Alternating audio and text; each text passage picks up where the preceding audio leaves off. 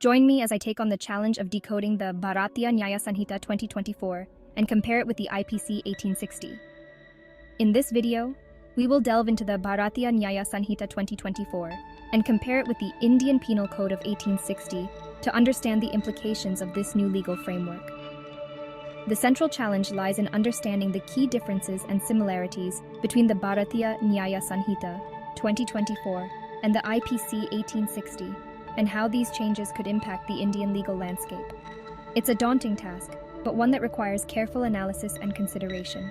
To truly grasp the significance of this new legal framework, we must first examine the historical context in which it was developed.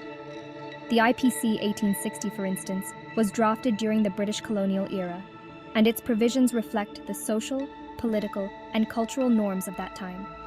Fast forward to the present, and we find ourselves in a vastly different India, with a burgeoning economy, a growing middle class, and an increasingly complex social fabric. The Bharatiya Nyaya Sanhita 2024, therefore, represents a long overdue effort to modernize our criminal justice system and align it with the needs of a 21st century India. However, this modernization effort raises important questions about the role of the judiciary, the rights of citizens, and the nature of justice itself. As we navigate the complexities of this new legal framework, we must remain acutely aware of these questions and their implications for Indian society. Finally, by comparing the Bharatiya Nyaya Sanhita 2024 with the IPC 1860, we can better understand the key drivers of change and the potential impact of this new legislation on the Indian legal landscape. Let's explore the key provisions of both the Bharatiya Nyaya Sanhita 2024 and the IPC 1860, analyze their scope, and discuss potential implications for the legal fraternity and society at large.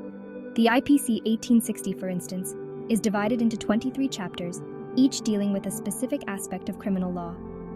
It covers topics such as offenses against the state, offenses relating to the human body, and offenses against property.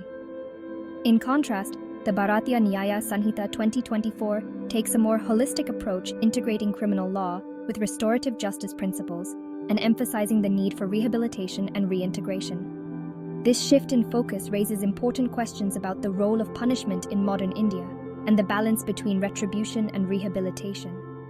Furthermore, the Bharatiya Nyaya Sanhita 2024 introduces innovative provisions such as victim compensation funds and community service programs, which could significantly impact the way we approach criminal justice in India.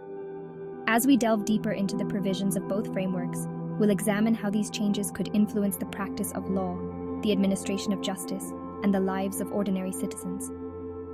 By analyzing the scope of these provisions, we can better understand the potential implications of this new legal framework for Indian society.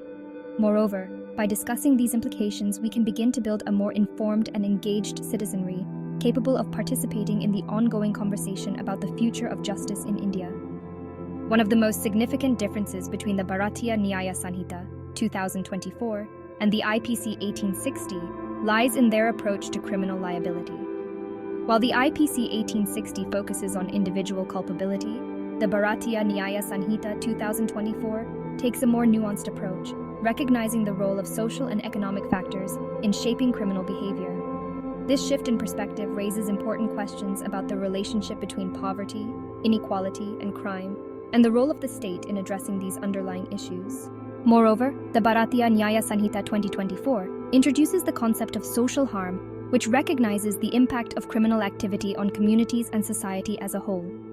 This new concept has significant implications for the way we approach criminal justice, as it emphasizes the need for restorative justice and community-based rehabilitation programs. The key moment arrives as we uncover the major differences in approach, penalties, and legal philosophy between the Bharatiya Nyaya Sanhita 2024 and the IPC 1860, revealing the potential impact on the Indian judiciary.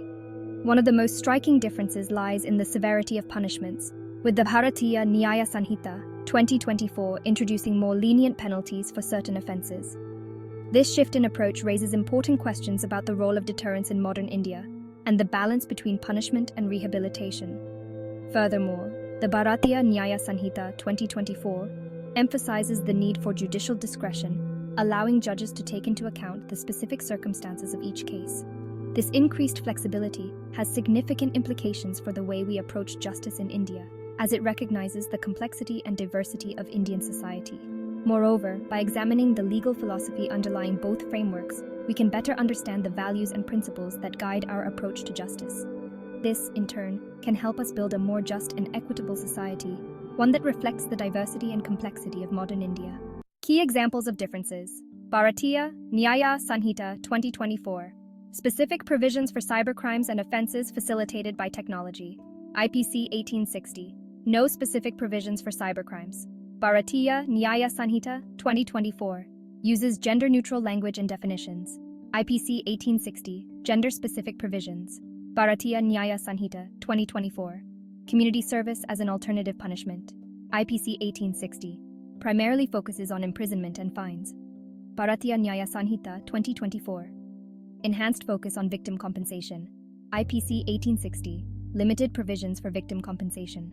To sum up, we have highlighted the key differences and similarities between the Bharatiya Nyaya Sanhita 2024 and the IPC 1860, shedding light on the potential implications of this new legal framework.